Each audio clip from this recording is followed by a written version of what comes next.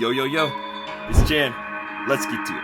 Alright, I say this story took place in the fall of 2017. Yes, I know, long time ago. And I was going into my second hour of the day, Math Essentials. Now, I was in this Math Essentials class with a bunch of lunatics per usual. You know, the typical idiots you would see in a class like this. And unfortunately, this was in a period of my life where I was getting roasted, grilled, and sauteed by every kid in this class. There was no getting by it. One step into this class, and I'd already know that with everyone cracking an eye at me and snickering, that I was going to have a very long school year. I was putting up with this for weeks at this point, just for context, by the way. But back to the lunatics I was talking about earlier. In this class, the two kids I'll be focusing on are Theo and Chip. Now, Chip had got my attention by calling my name and then, haha, you looked! Now this feels familiar. Almost like someone else punched me twice on the shoulder and thought sugar was sweet.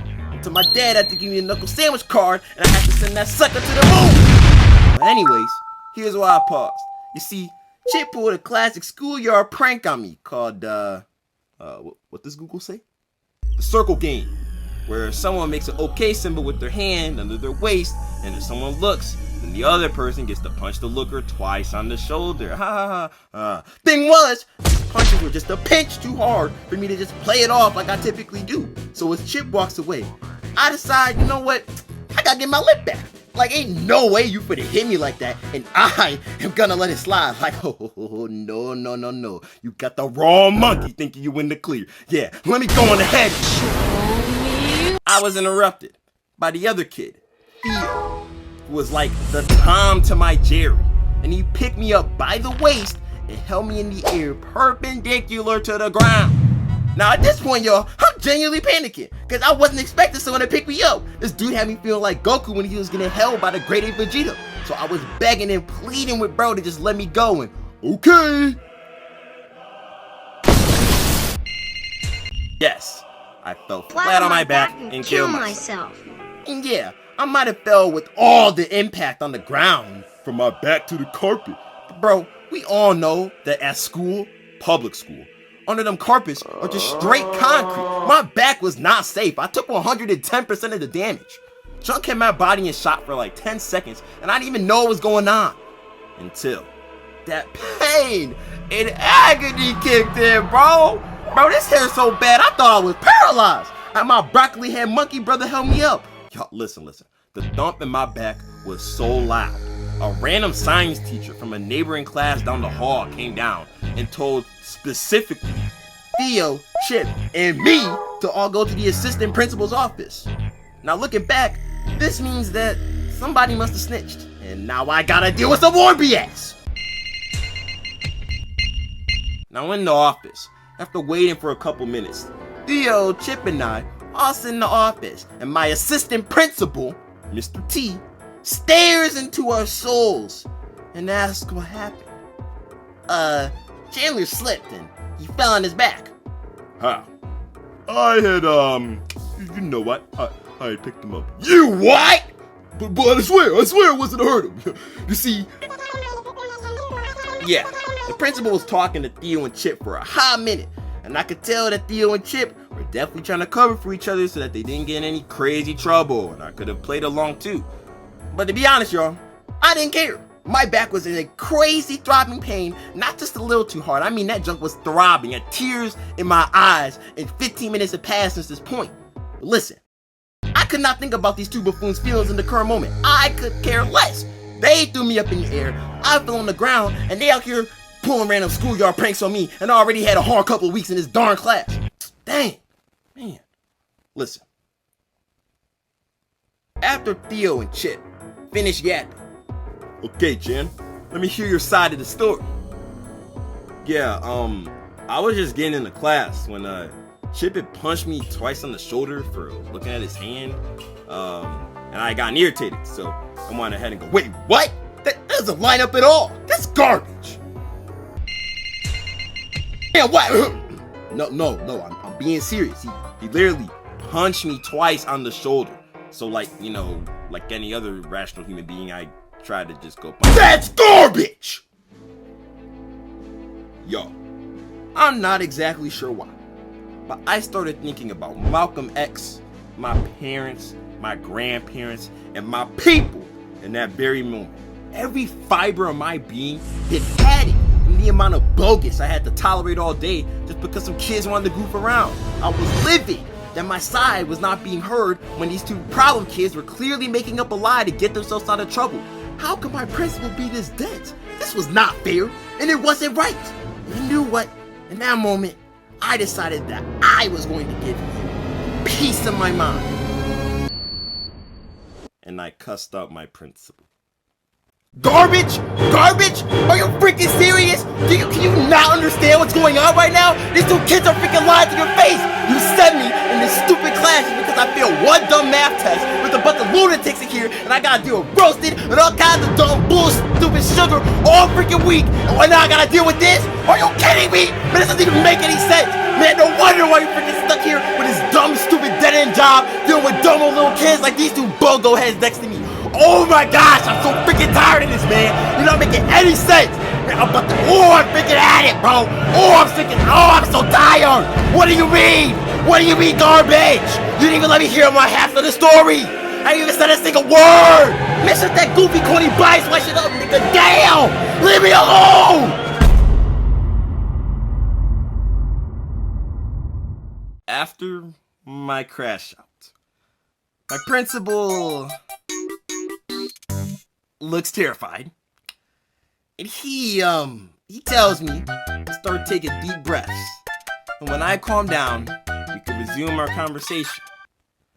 After 2 minutes of very deep and heavy breathing, the conversation very clearly focused from a random loud thump in math essentials to me cussing out my principal. So my principal tells me that he's about to call my mom and asks if I want to stay in the room or leave the room while he talks to her. And obviously, I'm gonna stay in here. Like, ain't no way I'm about to have him twist the story in this room to my mom while I'm not here. Not on my watch. So he calls my mom, tells her what happened, and then asks to see if she could come to the school to talk. She agrees and tells him that she'll be there within the next 30 minutes to an hour. Now, after that call, for some reason, the counselor came in the office, started asking me if I had any medication with her. Then, he started asking me if I had any mental health diagnoses in the past to supposedly explain my outburst for today. Yo, obviously, it was just due to my emotions being bottled up from today and the past weeks of annoying shenanigans I had to deal with off screen. But man, suburb schools love cheaters, specifically black boys. Abnormal anomalies, no human emotions. Any kind of outburst or negative emotions immediately requires medication or a diagnosis. Like, bro, we are not the hope. We are just kids like everybody else in the school. What is up with society treating black kids like grown adults? Like, dog, you gonna be messing around, causing mishap just like the other kids too, bro. We are not perfect. Man, shut these double standards down, bro. Man, I can't stand these. My fault for the tangent. But all I'll say is that they're definitely, unintentionally, being racist. Can't change my mind on that. Man, no wonder why I was thinking about Malcolm X earlier. Anyways, when my assistant principal had called my mom to ask her to pull up, my mom had actually hit them with the ultimate reversal. You see, while I was in school expecting my mom, she had actually sent my dad to take off of work, drive to the school to handle the principal. Oh my goodness. So my dad pulls up, starts walking to the front entrance of the school. I get shivers down my spine as I feel my father's presence as he steps into this counselor's office. The air thickens. My principal pauses as the door slowly creaks open. Everyone is in awe as my dad slowly walks in the room. His hands grip the chair as he slowly pulls it out and sits down. He looks at me, and then he looks at the principal, and then he takes a deep breath, and he didn't box with my principal? Yeah, I'm not gonna lie, y'all. I was just as shocked as y'all. In that moment, I genuinely thought my pop was about to show me what that knuckle sandwich card was all about. But he must have binge watched all of the villain saga on the drive to my school, because he just started talking to my assistant principal about scouting, some men's church groups he's in, and raising sons in general. Surprisingly, to my knowledge, they seem to actually find a handful of stuff in common. I really don't know how my dad transitioned the main topic of the day from me crashing out at my principal to talking about church, but my dad was definitely running the conversation.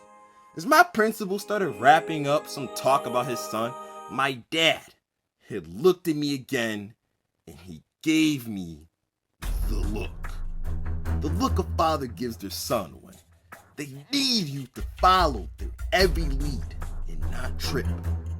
And I got the memo. All right, Chan, I think you owe your assistant principal an apology. Yes, sir. Mr. T, I apologize for my behavior earlier this morning. I wasn't in my right state of mind, and I shouldn't have yelled. It's okay, Chandler. I understand.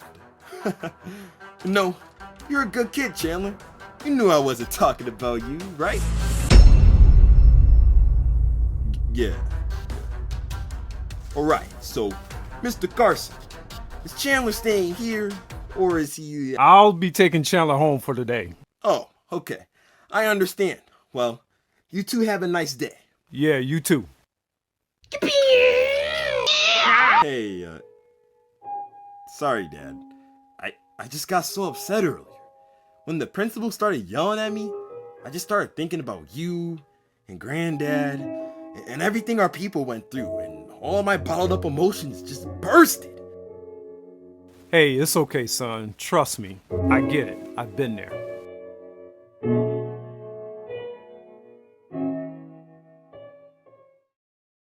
And there it was, folks. I cussed out my principal, and I got to leave early from school. And even better, my dad showed me how a true MVP handles pressure instead of lashing out when it gets too hard. I learned a whole lot of things that day, but the number one thing I learned was not to bottle up my emotions. Keeping your emotions down is not getting rid of them.